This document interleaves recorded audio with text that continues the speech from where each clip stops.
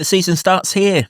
Wednesday night in front of the Kenilworth Road floodlights. Plymouth Argyle are the visitors for a massive game of Sky Bet Championship football, and alongside me to preview the game I've got the Lutonian journalist James Cunliffe and lead singer of the local band The Class, Callum Lee. Gents, are you ready for our season to get going?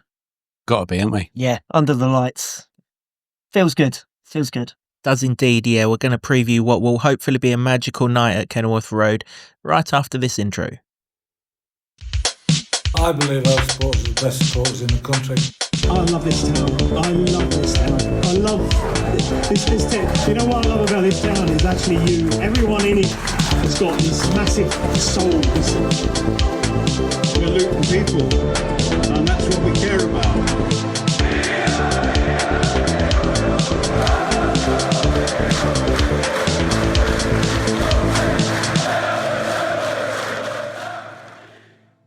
Hello everyone, welcome along to another episode of the Luton Town Supporters Trust podcast, the award-winning, longest-running Luton Town podcast, having scooped bronze in the Best Football League podcast category in the Football Content Awards. This season, as always, the show is in association with Solid, providing opportunities, provisions and assistance so our academy can fulfil their potential. As I mentioned before the intro, we are looking ahead to a massive game of football on Wednesday night when Luton Town host Plymouth Argyle, a basement battle in the Championship, and alongside me to do that I've got the Lutonian journalist James Cunliffe as always. And returning for this episode we've got the lead singer of Luton band The Class, Callum Lee, with us. If you want to find out all about the band, check out the review episode of the Sheffield United game where we go into detail about all of that and find out about Callum's new album, about their gig on Saturday night and so much more. Yes. Excellent. Nervous for Wednesday, Jimbo? Confident? What's your immediate thought, sort of 48 hours or so out from the game? Bricking it, quite frankly. Well, that's calmed everyone's nerves, hasn't it? I mean, you know. Yeah, it's a massive game. It's huge. The pressure that was on it was big anyway, but then you play really well and get absolutely nothing from it against Sheffield United, and then this is a massive one. They leapfrogged Luton at after that Sunderland game and then swacking Millwall somehow 5-1. And so, yeah, everybody, Luton are chasing everybody now, but the performance against the Blades gave us cause for optimism, and now they've got to do that again, but stick it in the onion bag and get the result. It's good use of the word thwacking. It's very wacky races, that. Might be the only time it gets used on this podcast. Yeah, I mean, until the 80th minute on Saturday, we was actually above Plymouth, weren't we? And then obviously we conceded the goal and went back bottom of the table. That's how tight this division is down at the bottom. At which point is it acceptable to point out that they've not won an away game this season? Oh, well, maybe you're going to have to point it out. But you've cursed it now. You've cursed it. Well, cursed it for us. I'm excited because of the performance against Sheffield United. Obviously, a lot more positive. The next question after that performance is, can we put a run of 3 or 4 performances like that? Well, we need 14 performances like that between now and the end of the season. So that's the big question. We've put a lot of pressure on this game just because we haven't picked up points since Matt Bloomfield's come in. I know that he had to learn the squad that he's got at his disposal. He had to try different things because of the players he's brought in as well. However, that hasn't helped because we really needed points. Those first 5 or 6 games he's been in charge, a lot of them were against bottom side teams. So we really should have been, if the situation was different in terms of the manager, we really should have been capitalising on those sort of matches, especially your Millwall and Preston at home. So it's put massive pressure on this game. Plymouth winning against Millwall as well. We were obviously watching the Sunderland game, looking at Plymouth beating them 5-1 and thinking, bloody hell, this might be more difficult than it was. But I think because of the positive feeling we've got from Saturday, I think we can be excited and really get behind the team. I feel it's under the lights. We love a big game under the lights. Your Portsmouth, those sort of games come to mind straight away. It's different this time because we're fighting for survival. But yeah, I'm excited. But yeah, like you say, bricking it. But yeah, it's a hard one. It's mixed emotions. It is mixed emotions. That cup tie's done us a favour though, hasn't it? Saturday afternoon, it was just going to be a run-of-the-mill championship game with a little bit more importance on it. Wednesday night under the floodlights, whole different ball game. Yes, it hasn't though. Do you remember my stat about 3-game weeks, and that now makes the Watford game a 3-game week? But I think everything kind of changes on the fact that Luton was so good against Sheffield United. Forget about the result. I know it's difficult, but the performance was something that you can use as a milestone to go forward. That's the benchmark now. Do that against Plymouth, and the fans will respond, and hopefully that means that they can get a result. I mean, there are obvious caveats. Not scored for 4 straight home games in a row. That's a new club record. Still struggling to keep them out, but I think the performance level is the thing that we need to be hanging our hat on for this, and say that is the only way that this is going to change if you replicate that. Because, like you said in the previous one, you're not going to come up against the Blades every week, who they were resolute, weren't they? They managed to hold on. Bit lucky sometimes, but they did it, and that's the mark of a promotion chasing side. But against a team like Plymouth, who actually, let's be honest, Plymouth fans out there, you handed our asses to us at your place, and we can't afford that again. No, we can't. Thankfully, the Chief Destroyer on that occasion has toddled off to Sheffield Wednesday. That's handy, Sissoko. They've lost Morgan Whittaker in the transfer window as well. He's gone to Middlesbrough. Obviously, since we played down there, Wayne Rooney's a thing of the past. Miron Muslic has come in. He gave a right rousing speech to his players. It was plastered all over social media. I thought, crikey, we've got the new William the Conqueror. Or yeah, it was impressive, wasn't it? Yeah, it really was. You're ready to run yourself through brick walls and take on the Gladiators yourself, having listened to that. And then they didn't win for like 2 or 3 games under him. You thought, well, that didn't have much of an effect. Then Liverpool come to town and it's all changed. Yes, but I mean, Liverpool didn't really come to town, did they? Didn't properly turn up, and it's still a great achievement. Well done. Carry on with that. If you go and beat Man City, you never know. Yeah. Carry on with that. Add more games to your season, Plymouth. A lovely little cup run. Do you the world of good. Take your eye off the ball if you could. Yeah, that was all. And obviously, Andre Gray's been and gone since we were down there as well. That leaves Ryan Hardy as their sort of focal point up front. He was the geezer who scored the penalty against Liverpool. I think he scored a penalty against Millwall as well. Penalties quite often here. Just stay on our feet down. Don't give them away for whatever we do. But, you know, he's a sort of Championship to League One sort of specialist striker. You know, there's no one in the sort of Callum O'Hare, Tyrese Campbell, Ben Brereton, Diaz sort of look about these guys. I mentioned in the last podcast, we're not going to play Sheffield United every week. All the statistics tell us, and the league table tells us, we're not playing them here. No team's given up more XG this season in the Championship than Plymouth. That should help our attacking output. They're one of the lowest scorers in the division. That should help our defensive output. It's just a game that really, for the first time in a while, is all about us. Yeah, you could say that. However, Plymouth are still involved. They seem to do well when their back's against the wall. It seems that Liverpool result. You picked out Ryan Hardy there. He's been at Plymouth for quite a while. I think when Plymouth have got results this season, they've done it as a team.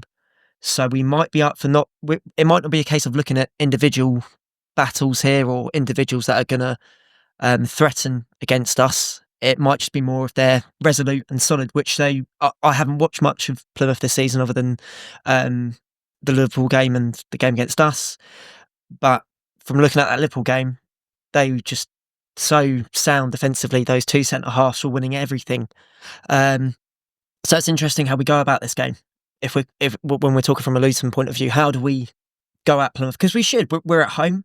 You know, we know better than them at the moment, obviously, because we're below them. So it's a case of we've got to come out on the front foot again, and we need a performance like we got on Saturday, but not just for 80 minutes. We need it for 90 minutes. Obviously, I felt like when we went a goal down against Sheffield United, heads dropped. The last 10 minutes there wasn't any real points of action to note that I can remember. I thought that I know we've done Sheffield United already, but I thought that they slightly a bit knackered as well. There was some players obviously that had just come back, so there was a bit of that. But yeah, the subs didn't have the impact there. So it'll be interesting what team we select, because obviously wholesale changes against Sheffield United, we were all impressed. I don't think we would be too keen on any changes at all. Maybe if there's some tired legs in the team, if that has to happen, then of course that has to happen. But I would be probably happy with the same team, although I do say the two centre-halves are quite physical, so that's going to be interesting if Adebayo and Morris start up front together. I don't think they'll make it as awkward as they did for the Sheffield United defenders, because I think those two Plymouth centre-halves like their battles. Our strikers have found it difficult at times this season, but they are coming off a performance where they didn't run the Sheffield United defence ragged, but they were getting up. Balls were coming into chests, flicks were happening, and then players like Asgard were coming into the game, Dougherty were coming into the game off them. So I think there might be some changes. I just have that feeling. I don't know why, but he's a manager that changes things. Yeah. He has done so far, hasn't he? It's just that. But he's played a different formation when he's done that, hasn't he? Does he change thing in this formation? That's because we've spoke regularly about the front three changing. Well, there isn't a front three now, and he can't change both the front two because he's only really got one striker. Whilst we're waiting for Nordas to get up to speed, and Jacob Brown hasn't really done an awful lot in the Bloomfield era, so maybe can't play in a two either. We don't. No, we don't feel. No, particularly against a physical centre half as well, is not likely to be. It's not. If we go in a change, we want a pacey guy to get at these, and we haven't really got that option either. Just to kind of finish on Plymouth, 5 away goals in 16 games this season. I mean, when they leave Devon, they're not good. And to be fair, 2 of them come at Sunderland, so that merits respect. Obviously, we saw the little impact that we had at Sunderland, but just 3 away goals in the other 15 games. Went to Blackburn on Saturday. By all accounts, I have a friend who's a Blackburn season ticket holder. He was at the game. By all accounts, they didn't land a blow in that game and were wide open quite regularly, particularly down their left-hand side, where apparently their left back was exposed quite regularly, which bodes well for us because we've got I just mentioned we need some pace to get this defence. We've got a speedster down that right-hand side. Yeah, Jones showed Chowdhury a couple of clean pair hills. He literally gave him 15 yards, didn't he? It was impressive. It was like the Roadrunner chasing the Coyote, and the Coyote had stopped. Yeah, absolutely. I've not seen a player in a Luton shirt with that sort of pace for quite some time. I think that's going to be the best way to get at these. Like Callum says, the 2 centre halves they've got in there recently, they've been quite solid, haven't they? Yeah. And if you hang the ball up in the air like we were doing at Sunderland, which hopefully we've seen the back of that anyway, they'll gobble that up all day. But if you can get down the flanks with the link up that Asgard and Dowie had on the left, and then the impact that Jones had early on, not so much in the middle part of the game against Sheffield United, but with his paces, there's danger there. So I think that is probably a good way to go against these. He's had a good number of games now in the Luton shirt. I know he had there was something off the field, which is why he wasn't involved at Sunderland. And was it the game before that as well? I believe he was missing. So Sheffield Wednesday. Yeah. Sheffield Wednesday. So yeah, he's been there for a month now because he was one of our early signings in January. This could be an important game for him. This could be really where he shows why we bought him. He still needs to prove that, obviously, in a Luton shirt, and I think this could be definitely a game where he can do that. If what you're saying is correct, Kev, if their left back was is their weak point, then it sets it up for Jones. So yeah, probably excited for those that play on the flanks, definitely on Wednesday night. I feel like he's done the right things. When he's got the ball, he has been positive. I'm not sure that they've necessarily got it out to him as much, and that's as much our fault as anything else. But we haven't had a midfield for most of that time, but now suddenly we might have one, so hopefully they can. Yeah, left wing back, I should say, not left back. They play 3-4-2-1, similar vein to what we played in the Premier League season. That definitely does seem to be the sort of area to target, and we've got to play on the fact that their away record's so dismal, because swap the roles. they've got to be thinking exactly what we think when we go away from home right now. None of us have even got the belief that we can get the result, let alone looking at it. Not even a point. Has to be that, doesn't it? At least we've won a game away from home. They haven't even got, Plymouth fans are going to be screaming at me, we won at Brentford in the Cup. You did. Fair play. Whittaker scored the goal, not there.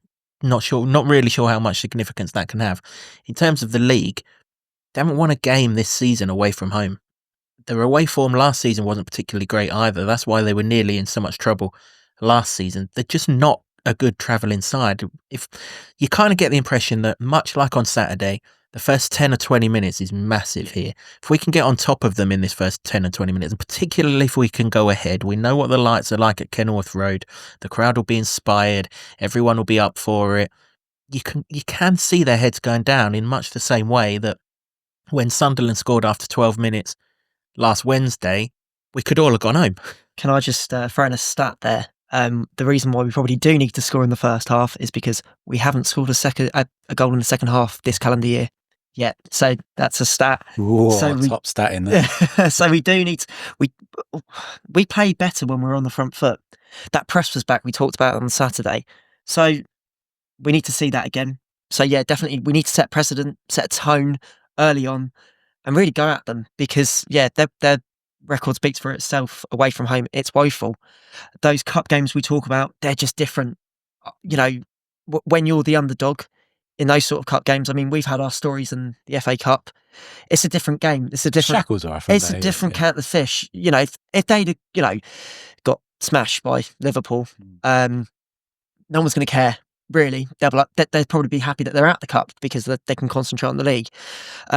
It's nice to see that neutrals around the country are quite happy that Plymouth did beat them because the fairy tale of the cup, etc. But like we say, this is the league. This is different. You need to be consistent over a league season. Consistently good, that is. They've been consistently bad away from home, so we need to capitalise on that. Definitely. Repeat the last time they were in town would do, wouldn't it? 5-1 in the League One winning season. James Justin, Andrew Shinnie running the show. Those were the days, eh? Yeah.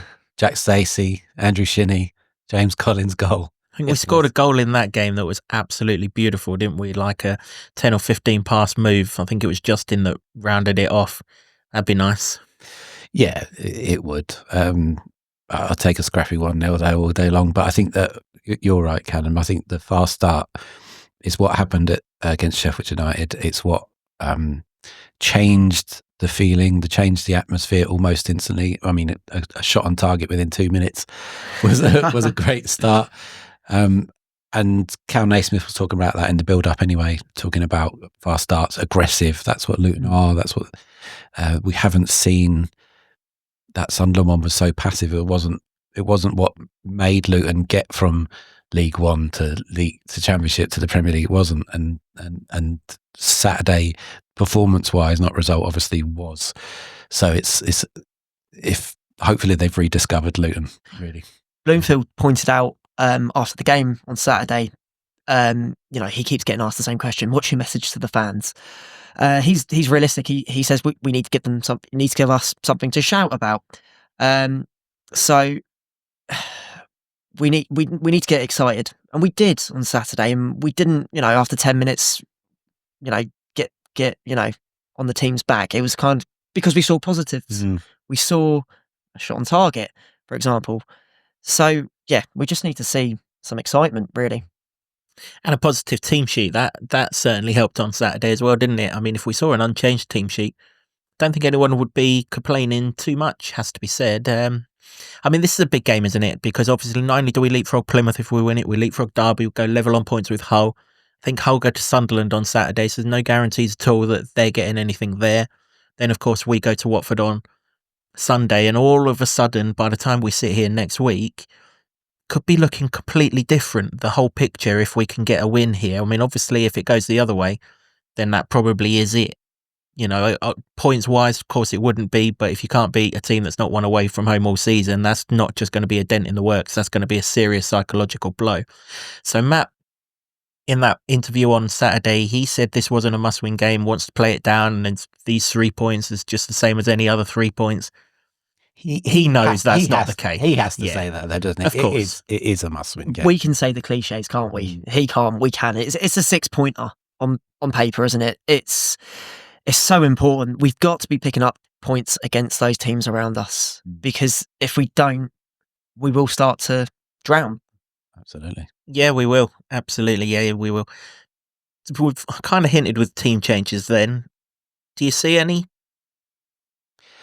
I don't know how you can make too many changes on that side. There were so many good performances in there. Certainly the spine of the team all performed really well. I think Jones started well and then drifted out of the game a little bit, came a little bit back into it. Second half, everything died off after the goal for Sheffield United. So maybe something there. But then we've just talked about his pace and how much that could be a weapon. So I think that you probably keep him in there. I liked what Liam Walsh did. Him and Marv complemented each other so nicely there. And I think we've seen that before anyway. But Liam just wasn't getting a real look in at that point under Bloomfield, although he's talked him up a lot as a player that can do that. And we know that. He's just had a very difficult start to his life at Luton. So I don't think you change there. As Callum said at the beginning, they're two centre-backs. If you play one up front, they'll swamp whoever that is. So I think you have to go two up there so you don't change there. Doughty starts all day for me. I want this exactly the same team, to be honest. I can't see where you'd want to change it. You've got Shandon, but he's not going to be match fit. So I think he comes on later in the game somewhere, but he's a good option. I think that you keep that team. You are making the dangerous assumption that 4 days after we last saw Shandon Baptiste, he's still fit to be seen again. I hope that 15 minutes is a positive for him rather than... I mean, we don't know where Lamine and Jordan Clark were. I'm sure that will come up in the press conference on Tuesday. We're recording this before Tuesday so that we can get it all chopped up and out to you in time for you to watch and give you score predictions and everything else. But even then, the two of them were just so solid that I wouldn't want either of those two to come straight back in. It might be that we need to alter it on Sunday if this is a particularly hard game, or, I mean, I think the weather's meant to improve as the week goes on, isn't it? So hopefully, we're not going to have the rain teeming down like it was at times on Saturday, cutting the pitch up and everything. So hopefully we can just play these two in the centre throughout the whole week. But I think even if Clark and Lamine are fit, I think Lamine and Clark gave their shirts up somewhat at Sunderland. They allowed people the chance to wear them for them, and Walsh and Nakamba didn't do that. No, that's the point, isn't it? 7 of them gave up their shirts because, and you couldn't argue against it. They did, and maybe that's a blessing in disguise. It's a strong bench. That's the best way to look at it. If we don't change anything, it's a very strong bench. I don't think we should change anything. We've already touched that Matt Bloomfield does change things, so that we might see a change, maybe 2. I don't think we should, but it's a very strong bench, and that's encouraging, because if things aren't going the way we want them to, i.e. being on the front foot first half, we can change it. I think we've missed that a bit this season due to injuries, suspensions. We've got a real strong squad now because of the aggressive transfer window that we were told we were going to get, and we did get it. So I personally wouldn't change anything. I wouldn't like to see anything changed. I'm just so happy that we've got such a strong bench. Well, for me, I that is where I would change things, the bench and who you bring on, because Jacob Brown hasn't had the effect that we wanted him to, and maybe it's a time for chaos, and just put Millie Ali on there and see what can happen. If that is needed, hopefully we're a couple of goals up by then, and it isn't. But if it is, I think that's one change that you'd look to and try that. That's the change I would have made on Saturday. Definitely, I would have brought Ali on. I was quite surprised because he wasn't included in the squad at all on Saturday until Jordan Clark was, for whatever reason, had to drop out. I was quite surprised that he wasn't included. I know we've all seen the miss now. I don't think it's just down to that. it can't be the reason why he's taken him out of the squad. So he talked him up, to be fair. Yeah. He talked up his performance. If anyone's motivated to win on Wednesday night, and let's be fair, I hope everyone's motivated to win, it's the geezer who's just left Exeter, right? Yeah, true. True. I think that he's going to be more of an element of the unpredictable. That could go either way, obviously, but I think I like the idea of a bit of chaos. Does he remind you of someone like Elijah Adebayo when he first came to the club? He does for me. That sort of a bit of chaos. That young League Two striker probably needs to work on a few things. His finishing, maybe. He's going to be one of those, isn't he? That's better from 30 yards out than 30 centimetres out. Well, you feel he went on a bit of a mazy run at Sheffield Wednesday, didn't he? So that's sort of, directness, that sort of, getting the ball down and driving at players. Again, that we touched on Jones, that being important down the flanks. He could have an impact like that as well. Certainly could. If it's not in the starting 11, hopefully from the bench. Yeah, I think that we need that more because the subs didn't have any impact. No. Once the goal went in, and to a certain degree, that's Sheffield United. You knew that they were going to dig in, make it horrible. They did. They managed the game out, and Luton were a bit leggy after that because a number of players had just come back. But the impacts of the bench didn't really make a difference, and I think that's one I could see that might. Yeah. Yeah, I mean, let's hope everything's going well right from the start, and shades of that 5-1 win the last time that they were in town come true, and maybe then you don't bring anyone off the bench because we'll need or people that you bring off the bench are to protect players for Sunday because we're comfortable enough in the game. I mean, certainly if it's 5-1 up, then throw on Nordas and Millie and get some minutes. That's boys. what I was going to say. That's what you hope. If we're in a position to do that, definitely bring those guys on early just so they can get some minutes in their legs. Get involved with the team in a match day scenario. Yeah. It's all well and good doing it on the training ground, and we've been told, when they had the 10-day break, that they'd all been training well. It's so much different than a match day experience, obviously. It'll be interesting to see how open that game is because both teams will want to win that. No one's coming for a draw on Wednesday night.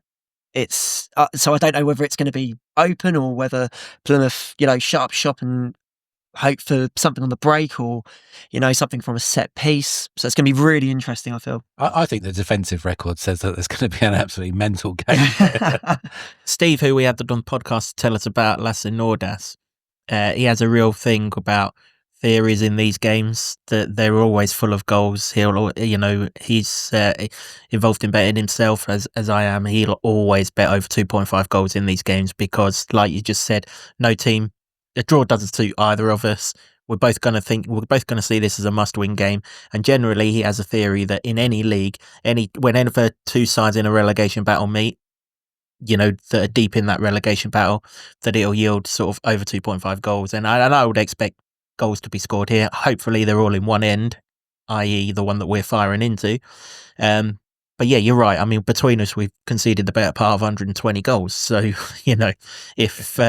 if there aren't goals here, then the strikers have done some serious misfiring. Just on the note of strikers, are you happy with Elijah to start this one again? Awful lot of criticism of the misses that he had on Saturday. Two sides to the coin. Got to be there to miss them. But we need to start converting these chances. Not really an actual replacement for Elijah at the minute. Whilst we're getting Nordas up to speed, that would be the argument for keeping him. But obviously, there's a damning statistic that he has missed 10 more big chances in the Championship than any other player, despite not playing every single Championship game. Where are we? You can't escape that stat. It's 25 big chances, or whatever that is defined. 10 more than Isidore, funnily enough, at Sunderland. Shame he didn't miss his big chance last Wednesday, wasn't it? It's a big factor. He's got to be in there to get the most goals. That's the counter argument, isn't it? You'd rather Morris wasn't getting those chances. That's the other counter argument. He wasn't in those positions to be getting those chances. So if it's not going to be him, then who's it going to be? I think that it's right that you look at those misses and go, he needs to do better. Of course he does. He needs to score them. That's what he's there for. But everything else about his play, in terms of leading the press, which I haven't seen for weeks, and it was glorious to see, causing havoc with their back line. winning the ball back in the top end of the pitch. All that stuff was really good. You know, his confidence to bully Ahmed Hodzic off the ball. I think I got Easy that for you to right. say. You're blatantly showing off the amount of times you said his name. His confidence to do that was there. He just needs the goal, and he can't get it from the bench. So, yeah, he's got. Yeah, I like you say, it's the style of play from the last game that would suggest that he's going to stay in because he does lead that press. I think a lot of his defensive duties go unnoticed as well. Him and Morris win a lot of defensive headers from corners, etc. So I think there's a lot to say about that as well, especially because I know touch that they've got physical centre half. So you'd probably imagine they will be a threat or will try and be a threat from set pieces. So I think also the knock-on effect of him playing alongside Morris, it felt like Morris was bang up for that game, but he did good work as well. He's held it up really well. He was lively. He looked to turn, a couple of step overs every now and again, trying to get past people. He was bang up for it, and you just kind of look at it, and it's kind of intangible, but it just kind of felt like I've got my mate back next to me playing. Yeah. You know what I mean? Where he's just been ploughing a lone furrow up front. They felt comfortable. It felt comfortable, didn't it? And it led to bringing those other players in, not just Adebayo or his other strike partner, Morris, the Asgards, the Doughertys, even your Isaiah Joneses. So I'd say it's the right way, probably forward, actually, if we're going to stick with this five at the back, especially with someone like Cal Naismith, who, can, ping a ball to Carlton's chest or Elijah's head. Some of those diags. Yes, I know. Well, that's the thing, isn't it? I mean, when my friend who supports Blackburn told me that the Plymouth left wing back was all at sea, Naismith can ping that diag to Jones He got his head. with his eyes shut, and you're like, aye. We've immediately got an open door here. Well, exactly. Yeah, there's just so much more cohesion from everywhere, which is why I'm saying you don't want to mess about with that too much. You don't want to tinker with it too much. But to get back to your point on Elijah, I think that I appreciate people's criticism, and they're all valid, but I think that all the other things outweighed that. He just needs one thing to go in now, and he was in the space for 2 goals, so he just didn't get them. So Doughty's back, Cal Naismith's there. You've got Jones on the other side. There's a supply line now, and there wasn't before. That's a really strong side, actually. Just reading off the names there. That's a strong championship side. That's a really, impressive championship side. They've all been there and done it in this division. Jones at Middlesbrough. Yeah, he was incredible in that season. We went up. Naismith when he was with us previously. So it's actually filling me with a lot of confidence now just to hear those names in a starting 11 for Luton Town. Yeah, I think that's the main thing, isn't it? The sort of lift that everybody got from that team sheet by seeing those players back. And we knew that they were going to be involved. We got told that 4 of them were going to be available. But to see 3 of them from the start, you're like, aye, this is what we've been missing. Yeah. We have been missing it. It's been Doughty being gone is a massive miss. Yeah, you didn't get told they were going to be involved. You got a smile that gave away the game that they were going to be involved. But absolutely that. Listen, we've all got to get behind Elijah. We're not going to stay up if Elijah doesn't start scoring goals. It's just a fact. We need goals to stay up. He's the guy who's got the streakiness in him that over a 14-game period, he can find you 7 or 8 goals that can keep you up. So we've got to get behind him. We've got to encourage him. If he misses the first one on Wednesday night, get behind him, encourage him, make sure he's in a position again. He will score. We had this last season when he missed that chance against Spurs and everyone was on his case and he had to come out of the side before he went back in. Then when he went back in, goals flowed. We need to get to that situation, and let's hope that miss on Saturday was the Spurs equivalent. We don't need him to come out of the side. We've learnt our lesson. We get behind him and we give him all the support and the confidence that he needs. That reception, which you quite rightly mentioned in the Sheffield United review, should have, if he was sort of feeling down from missing those chances, should have just raised his shoulders again to think, I'll go again on Wednesday and I'll make sure this time I find the back of the net. He applauded the fans back. So I think he realised that. He realised that we weren't going to dig him out in that scenario because of those 2 misses.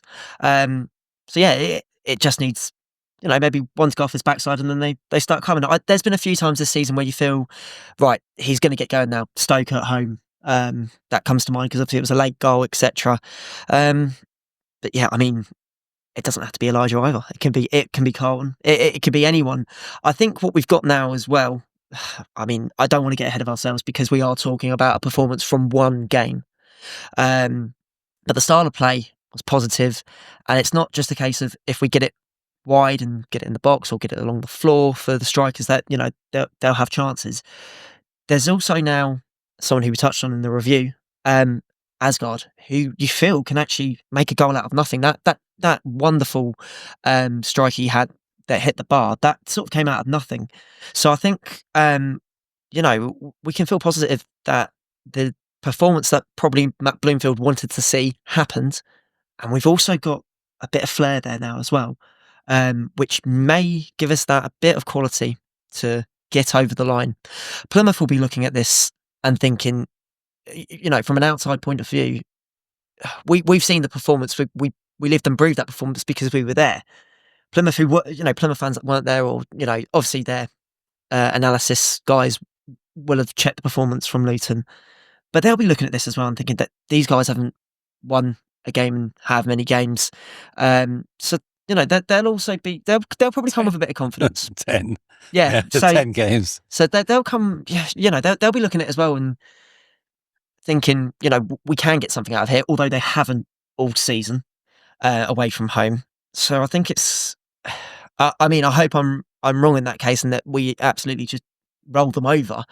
But like we were saying, I think there'll be goals, and maybe the goals won't just come from us. But then that might spark our performance on the night. If we go a goal up and so they get a goal back, that might just really spark a performance into us, and maybe just even drive us on for the season as well. You said our season starts here. It probably does. We were probably looking at Sunderland and Sheffield United, and we weren't, thinking we were going to get many points out of those two games. This is now where we really need to put a run together. I'm confident we can because of the team, because of the manager as well, because I know he hasn't got much championship experience as a manager, but what he does have is a winning experience. So once one does come, I feel we might see that domino effect. I feel that we will put a run together. But it does have to start Wednesday night. It really does. And I don't want to put a load of pressure on it, even though I am. But it's a must win. Sharp end of the season now. You can't do anything but put pressure on it. And I know it's interesting. He hasn't got a lot of championship experience, but this season he's already masterminded 2 cup shocks against championship sides. Yeah. When he's with Wickham, obviously they're flying high, but. We talked a lot, you and I, didn't we, Kev, about the little improvements that he'd been making since he come in. You just weren't getting the full performance and obviously the result. And it wasn't a complete performance against Sheffield United, but it was the most complete so far, wasn't it? And the most complete for months. So you'd expect the next performance to be even more complete, obviously, So maybe it's the perfect game for that to happen because it is so important. If we're so nearly there, which I think we probably are actually on reflection, which is crazy to think going from one extreme against Sunderland to the performance against Sheffield United. So maybe this match has come at a good time, and maybe this is the start of that run that we so desperately need and haven't had in this championship season so far.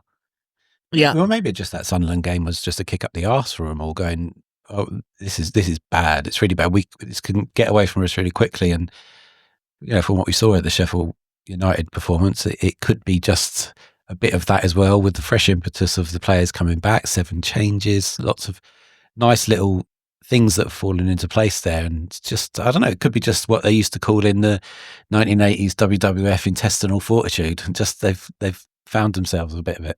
Most of the people are wondering what the bloody hell is he babbling on about wildlife for. It's WWE these days, isn't it? Not WWF. But... Not in my book, mate. It's WWF. All right, Mr. Ultimate Warrior. You've got the wrong band member on for this, I'm telling you. Don't worry, there's plenty more 80s references where they come from. Yeah, it really does. Season does start. Look, this is a massive game of football. The floodlights are on. We know how magical it can be. It's on us as well as on the players to get this get us over the line in this game. The atmosphere was special enough on Saturday. We want it tingling here on Wednesday night, don't we? We need Plymouth to know. To be fair, the atmosphere down there for that game, that I got the sense from everyone around me during it and after the game that was a elevated atmosphere. It was a Friday night, wasn't it? We need the same here. We need that typical midweek Kenilworth Road atmosphere. You referenced Portsmouth earlier on in the podcast. I mean, what a night that was. Hopefully there's no snow on Wednesday night, but if there is, then that'll just add into the mix. And if we can have George Moncur back for the night to stick a free kick in the bottom corner, so much the better. But, you know, it needs to be at that level, doesn't it? And if we take a hit on Wednesday night, let's hope we don't, then make it even louder, because this is the game that's going to hopefully change all of it, but it is the pivotal one. This is the we can do it, or this might be a mountain too far sort of game. There's that rallying cry again. We have needed it. I was quite impressed on Saturday. The atmosphere was, much better. Probably the performance helped, but before the match as well, leading up to it in the stadium, there was it had that buzz back. Didn't it? It really did. There was. They can't go unnoticed. There was a few boos at the final whistle I heard. I'm in the David Priest. I think they're to the referee. That's what I was going to say. I think so. And probably maybe just a frustration that we've played well and we've lost again. You know, you can't argue with fans being disappointed with that result. But it was, hopefully aimed at the referee. But it did feel good again in the stands. We need it again. We need it for the next however many home games we've got from now until the end of the season. I mean, that's what fans are there for. Exactly. We've got to be singing, applauding the players when they do things well and getting behind them when they need us to. Closing a name, innit? Supporter. This is one of the main things. None of us want to follow a League One club. No, don't get me wrong. Respect. Don't get me wrong. If we're in League One next season, we will still be watching Luton Town. I'm not saying that we're going to turn our backs on them if they get relegated. No. That's not what I'm saying whatsoever. But we all want to support a Championship. Hell, we all want to support a Premier League club, but we all want to support this club in the Championship. So what we can do as fans is make sure we have no regrets that come West Brom away in the last game of the season. If the worst does happen, that we can't look at ourselves in the mirror and say, well, we gave it our all in the big games at Kenilworth Road. The players love that. They love that compact ground.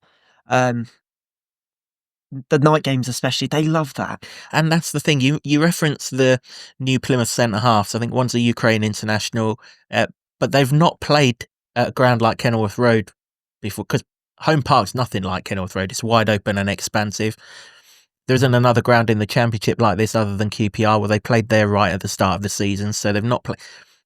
The atmosphere here can be different. We can make a massive difference. We can almost be like a goal start here, particularly against a side who are going away from home thinking, where's our next win coming from, like we are. If I could just add as well, we were talking, I know this was the previous pod, but Chris Wilder, he was actually being quite pleasant about Luton. In the lead up in one of the national newspapers, he was complimenting Kenilworth Road and what the atmosphere there can do. So if there's a team at the top of the Championship that are worried that the Luton fans can get behind their team, then Plymouth should surely also be a bit worried that if we can get the place, riotous and, really behind the team, there's a worry there for them as well. So, we love those midweek under the lights. So let's have another one. I think the thing about the atmosphere is it's true, but you can't go there and expect an atmosphere just to come out of thin air. You have to be involved. There's a great quote on Butte Street, not the "If you dream it" one, the other one around the corner that says "The future demands your participation," and that is true for football, not just Luton but football. You have to go there and you have to give it as well. Yeah, I don't think atmosphere just can't come out of thin air.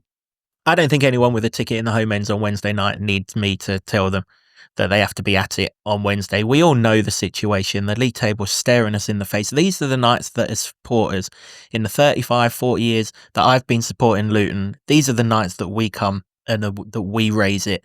And generally the players, they do their bit on top of that. That's why all of these memorable nights under the floodlights exist, because that's what happens. As a club, we come together, and we'll do it again on Wednesday. I've absolutely no doubt we'll do it on Wednesday. That doesn't necessarily mean to say we win the game on Wednesday, but we'll put the foundations there for us to win the game. You'd think They've it would then help. got to go and then do the bit on the pitch and win it. And you said this before, there's not going to be that many more left at Kenilworth Road.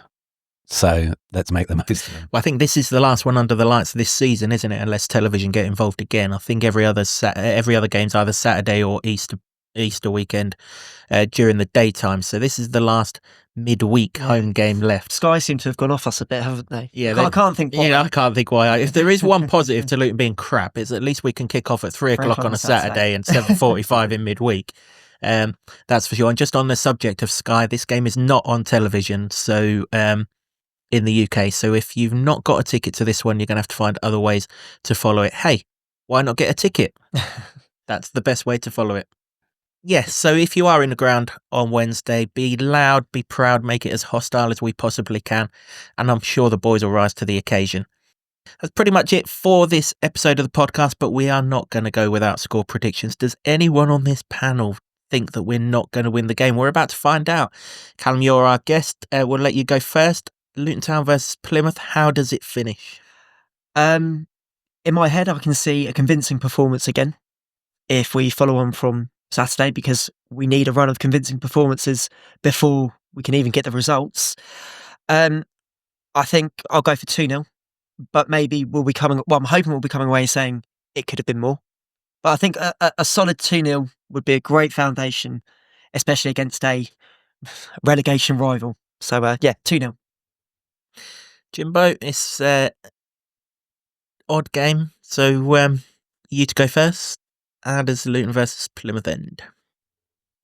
I am nothing if not a slave to my own emotions. And if I was down in the dumps in the last game and predicted that one as a defeat, then I have to go the opposite way, complete swing the opposite way. It's only going to be 1-0, but I'll take it. Goal better come late, because if we're hanging on for 85 or so minutes, it's going to be like the Premier League when we score at Tottenham after 4 minutes and you're like, please move clock. Yeah, I don't need none of that. It's a trio of Luton wins here, and I'm with Callum. Luton win this 2-0. They don't score goals away from home, Plymouth. They don't. And if Sheffield United aren't cutting us wide open, I just don't see how Plymouth are going to do it in their situation. And I just think we've got a couple of goals in us. I really do. I think the atmosphere will get us over the line. So, 2-0 Luton, and then we'll crack on with the derby. That's the way we'll do it. Get your score predictions into us. Lots of time to get your score predictions in. Do you see an unchanged lineup? How do you see it going? We've all got to be in this together on Wednesday night. That is for sure. Do keep your comments coming, and please do subscribe wherever it is that you get this podcast. We're not 100% sure when we're going to land the Plymouth review and indeed the Watford review episodes, just because it's half term. We've got a few other things going on the horizon, and some cheeky scamp organised this at pretty short notice after Plymouth's Cup exploits. But we will get it out to you as soon as we can. If you've subscribed, you'll get a notification exactly when it is. Don't let me tell you again. Bloody well subscribe. To be fair, your rallying cry for subscriptions is having a similar impact to how my one had on Saturday. So we're teaming up quite well on these rallying cries. Oh, can I do a rallying cry then? Please do. Come see the class at the castle, Saturday, 22nd of February. What a better way to celebrate 3 points on Wednesday night and go ahead and look for the derby than a night out, a few beers, listening to Callum and his band down at the castle. Sounds like a perfect week to me. Little derby livener. Yeah. Get it down there. Yeah. Absolutely. All the details of that will be in the show notes, as they were from the last podcast. That is it for this episode. Callum, thanks so much for joining us this week. We really appreciate It's been a privilege. Thank you so much, guys. Thank you for allowing us to do this. You're more than welcome. Come and see us again at some point this season, and more than happy to have you back on board. But all the best for Saturday night. Thank you very much. And for the album and everything else going forward. Very much. Thank you for watching or listening, however it is that you've consumed this podcast. Thanks, as always, to the Barber Club and the Lower Level in Luton for hosting our studio, to Sean Grant and the Wolf Gang for our intro music, and to Ed Smith Creative for all the designs that you see on set. If you've got a ticket on Wednesday, be as loud as you've been all season. We can get right behind these boys and get them over the line. From Jimbo, Callum and myself, come on you Hatters, we're all behind you. I believe our supporters are the best supporters in the country. I love this town. I love this town. I love this town. You know what I love about this town is actually you. Everyone in it has got this massive soul. We're Luton people.